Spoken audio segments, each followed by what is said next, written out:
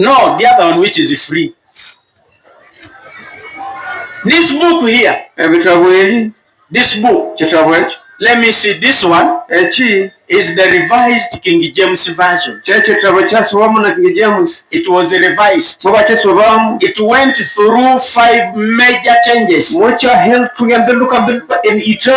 understand the English? Do you know the meaning of the word major? Major is big. Minor is small. But this one went through 5 major changes. Let me give you an example.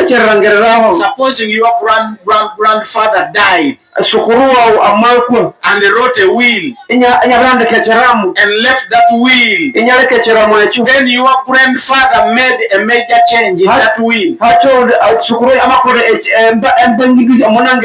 And after that one, another one came and made a major change in that will. Another one came and made another major change in that will. Another one came and made a major change in that will. Another one also made another major change in that will. Will that will remain the original will that was written by your grandfather? When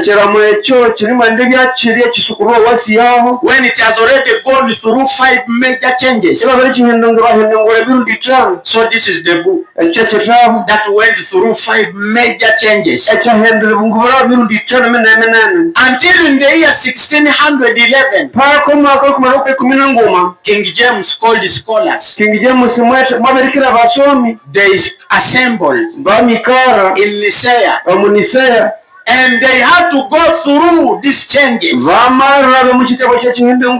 The first Bible, which is known as the Greek Bible, I have it in that box. It has 81 books. These books were reduced up to 73. The Roman Catholics said no. We are not removing other books. The books that were removed, they were known as the Apocrypha, which means doubtful. Words of God to be doubtful. Who disproves God? Group of men disproving the words of God. And they said this is Apocrypha. My dear brothers, let us try to be serious enough. And now when King James wanted to rule over the whole world, he wanted whoever reads the Bible to submit to his rule. And then this Bible came all together in 1611. And it got the name, the Authorized King James Version. King James authorized. Who was King James? Was he a prophet? Was he sent by God? Was he a disciple of Jesus? He was a ruler of this world. He authorized for you this book. The Old Testament has 39 books. From the book of Genesis up to Malachi. 39 books. Then from the book of Matthew up to Revelation, those are 27 books. If you put all of them together, these are 66 books authorized to you to be read by King James. Now, in this book, 27 books in the New Testament, 14 books, these are called the epistles, were written by one man called Paul. Which are these books? The epistle of Paul to the Romans, The epistle of Paul. The first to the Corinthians. The first epistle of Paul to the Thessalonians. The epistle of Paul to the Galatians. The epistle of Paul to Titus. The epistle of Paul to Timothy. And the second, who told Paul to write all this book? Was he among the disciples of Jesus? He was a great persecutor of Jesus. And after a while, the man disguised himself to be a chosen disciple of Jesus. And he managed to compile 14 books for the church. And now the brother says, for him he relies in the Old Testament. All the rules in the Old Testament. My brother, go a bit there. There's something I want to share with you. Sit on that table. Don't mind, you at home. This is our work. If we don't teach you, who will come? In the church, you won't be told what I'm telling you now. Because the moment they tell you tomorrow, you want to go for the next mass. I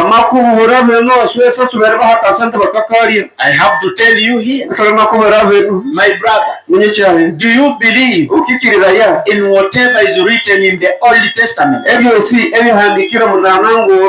Yes. You believe? Yes. That evidence is enough. Now let me bring one verse. And I hear whether you believe it or not. Open for me the book of Deuteronomy. Chapter 21 verse 18.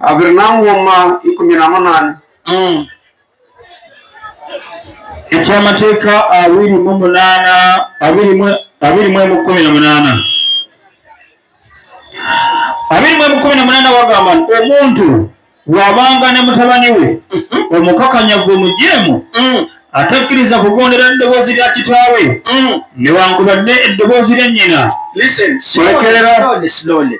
The Bible says, if you have a son, your son, he's stubborn, he's arrogant, he doesn't want to hear your voice. As a parent, listen to what the Bible says. Egamba era newankubadde nga bamubonereza nga takkiriza kuwulira, kale kitaawe ne nnyina banaamukwatanga ne bamufulumya eri abakadde b'omu kibuga kyabwe. Wait a moment. If this boy, this son of yours, you try to punish him, to give him counseling, but it never yielded anything. Now the Bible says, take your son, gather your fellow villagers, and report this case to them. After that, ne bagamba abakadde b'omu kibuga kyabwe nti omwana waffe ono mukakanyavu mujeemu, takkiriza kugondera ddoboozi lyaffe, wampisa mbi era mutamiivu. Now the parents will accuse the son before the villagers and say, this is our son. He's very stubborn. He hears not our voices. He doesn't need any counseling. He is always addictive in alcohol. He is always mindful of gambling.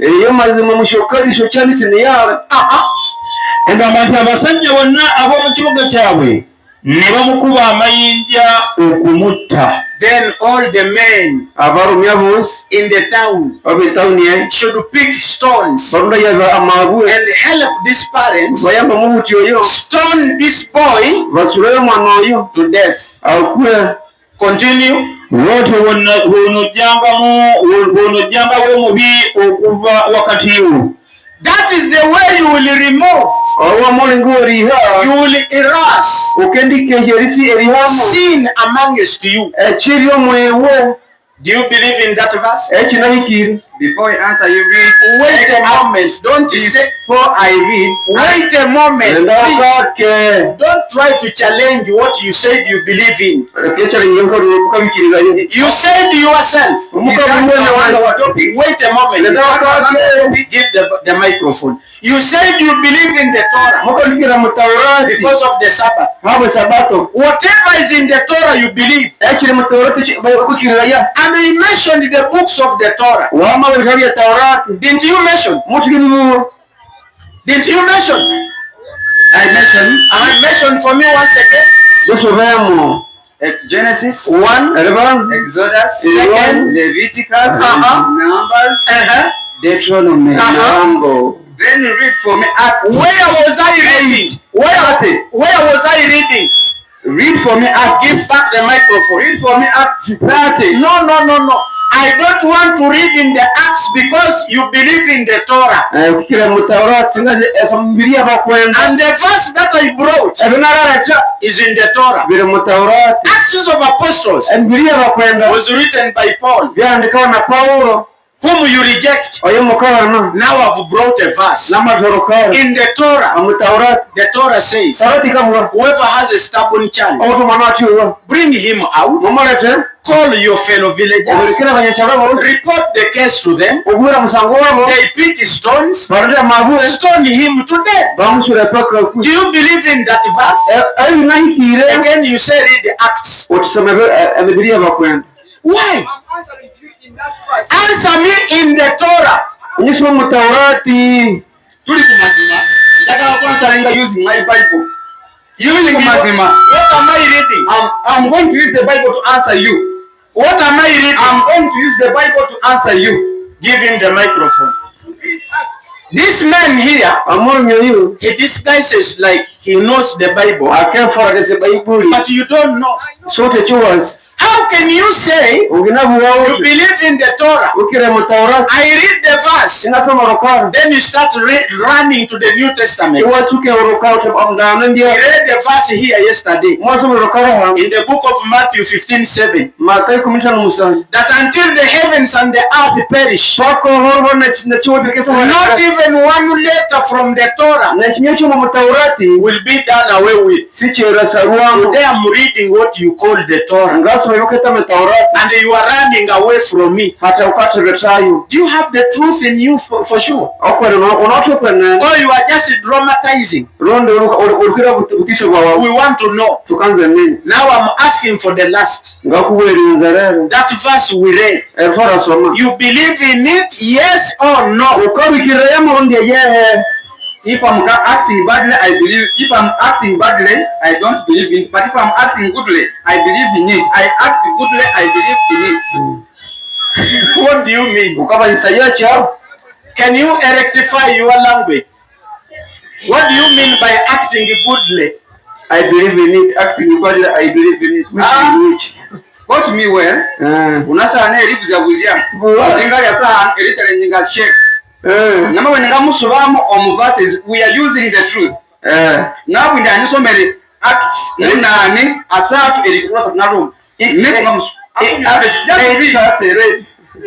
What? Acts 8:30. You read. Mikolo yotumi munana amakumi asatu. Munana asatu wagamba. Nadduka na Filipo. N'amuwulira ng'asoma nnabbi Isaaya, n'agamba nti bitegedde by'osoma, n'agamba nti nnyinza ntya wabula nga wali wandagirira. Wait a moment. You take back the microphone. Abdurrahman, you are the one in charge of the mic. When I say give to somebody, you give. We want to stress a point here. What the Bible says in the book of Acts is not rhyming with the question I asked you in the book of Deuteronomy. This was a different discussion. That is how you people mislead the others. Open for me the book of Matthew 22:29. Now listen. Wagamba naye Yesu n'addamu n'abagamba nti mukyama olw'okutemanya ebyawandiikibwa newankubadde amaanyi ga Katonda. That is your problem. You lead people astray because you don't know the scriptures. Neither the power of God you possess it not. We are in the Old Testament. That you believe the Sabbath is in the Old Testament. Would you bring another discussion?